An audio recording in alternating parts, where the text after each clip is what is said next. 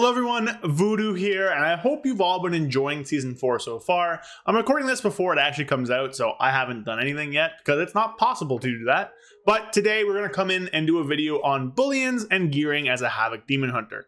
I did my full Havoc Demon Hunter guide that dropped on Monday, so I'm going to link that in the description. There'll be a card if you want to go see the talents, rotations, all that stuff, a full in-depth guide. Go check that out. Put a lot of time into it. But today we're going to talk about kind of Bullion buy order and then like a quick little blurb on gearing.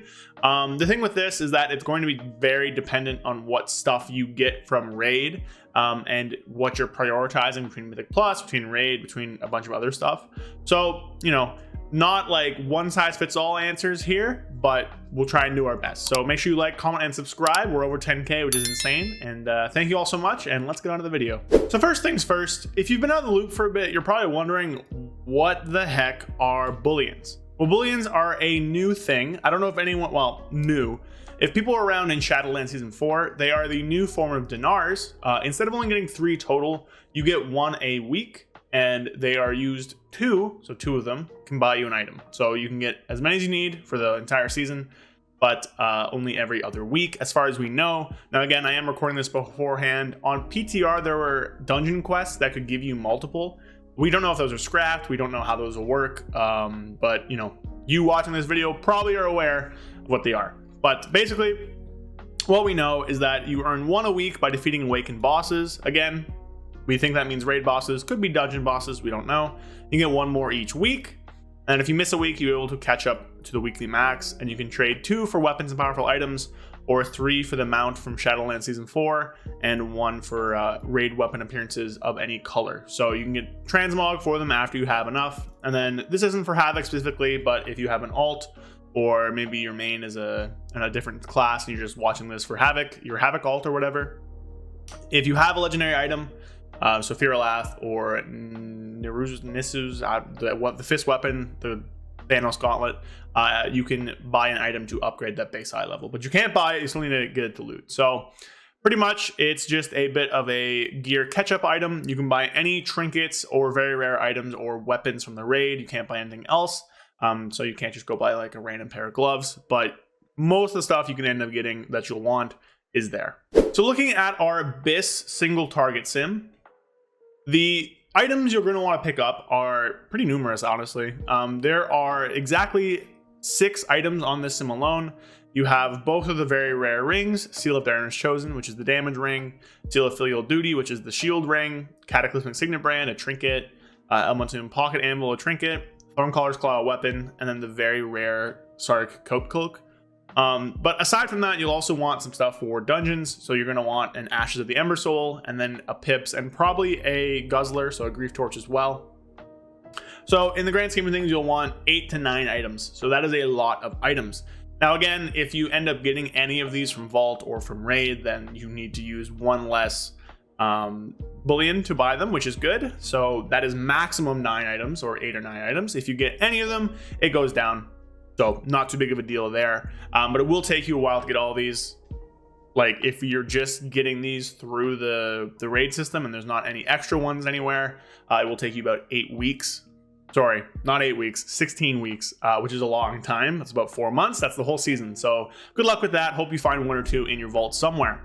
But basically, these are what our best sims are using. So what I've done is I've done a few sims to kind of show you guys the options about what's the greatest short-term power spike, greatest long-term power spike, and just generally what a general order to buy things would be. So here we are on those sims now, and what I've done is I've used them with the old build, which we will be using, and is still valuable early on in the season, as well as the new build, which we'll hop to in a second. So this is at 493, which is the item level you get these items or rings at. You can see here that short term, the highest spike immediately is going to be the Seal of Dinar Chosen or the ring, with the weapon and the pocket anvil coming in pretty close to that.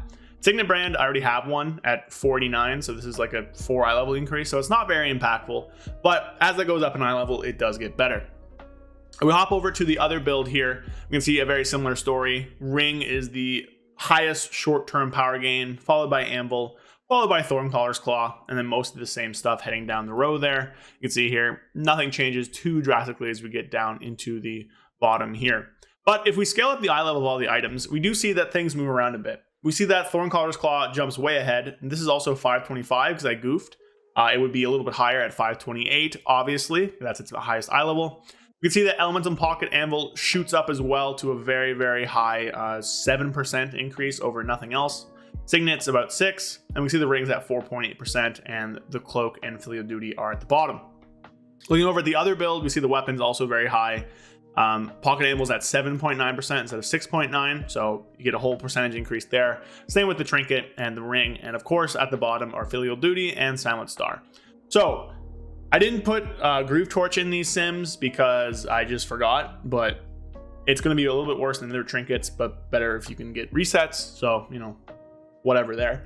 But basically, the short story is, if you want the highest gain, a weapon is going to be very good for you if you want to upgrade this all the way to max as soon as possible. Because max eye level weapons, very strong. All of your abilities scale off of weapon damage. So getting a weapon first is going to be a good idea, even though it might not be the highest long-term power gain.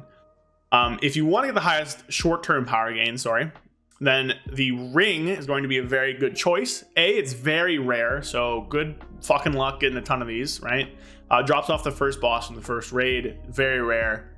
Literally every class I think wants one. Might be like 1 or 2 specs, like Holy Priest, that don't, because they have no way of proccing it. I don't know if it's worth using the effects for them, but basically like 99% of every class wants this ring, and probably this one as well.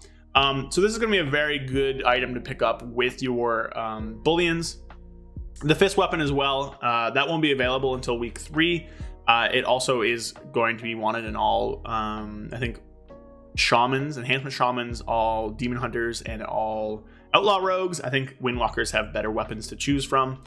And then Elementium Pocket Anvil. I don't know who's using this off the top of my head. Not sure who's actually picking this one up, but it's basically our best trinket. So those are probably your best 3 options, at least for raid. If you're going more in a Mythic Plus kind of lean, and you're prioritizing Mythic Plus, then Weapon, Ring, and Ashes of the Ember Soul are probably 3 really good options to pick from. I'll throw Ashes up on screen because I forgot to, I didn't do AoE sims.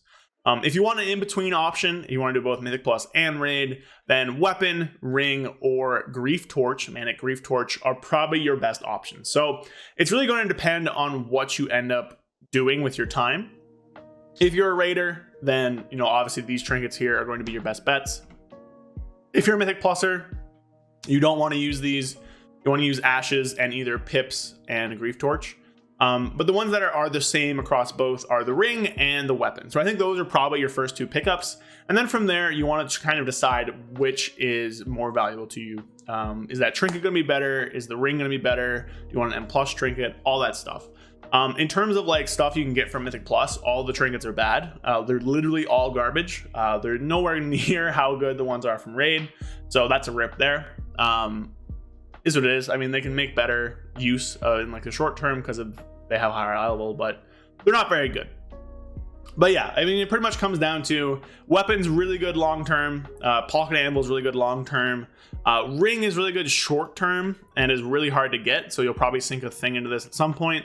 And then Signet Brand as well is also pretty good, but I don't think a ton of classes want that, so you might get pretty lucky with that one if you're doing Mythic. Final things you should buy though are Cloak and the other Ring. These ones are very low damage boosts.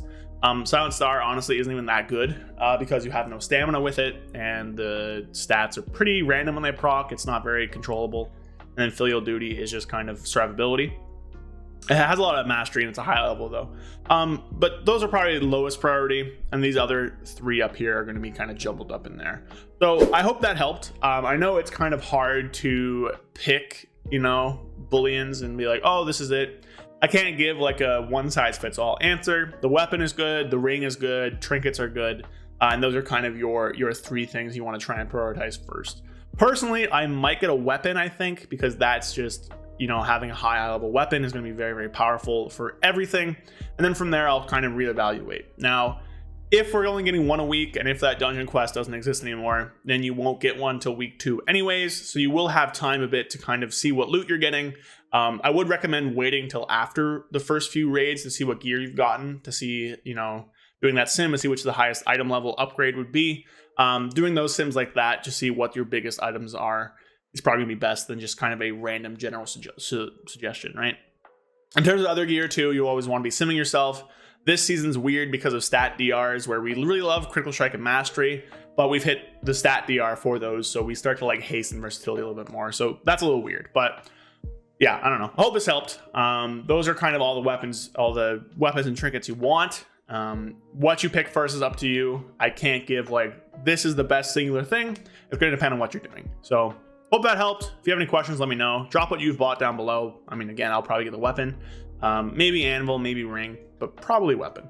But yeah, hope you guys enjoyed. More content to come. Follow me on Twitch. I'm streaming pretty regularly for season 4 stuff, I believe. At least I hope so. I mean, this is, you know, in the past I recorded this, but hey. And follow me on Twitter as well. And hope you guys enjoyed. So I'll see you guys next time. Peace. A big thank you to all of my channel members. Thank you, Sky Elk, Andrew Keenel, 100,001 Zans, Brad Wisniak, Felfa Darren Dark Terror, and Magic Man 133. Thank you all so much. If you want to help support me and help fund the channels and the videos, follow the link in the description to become a channel member and get some cool perks in the process. Again, thank you all so much, and I'll see you guys next time. Peace.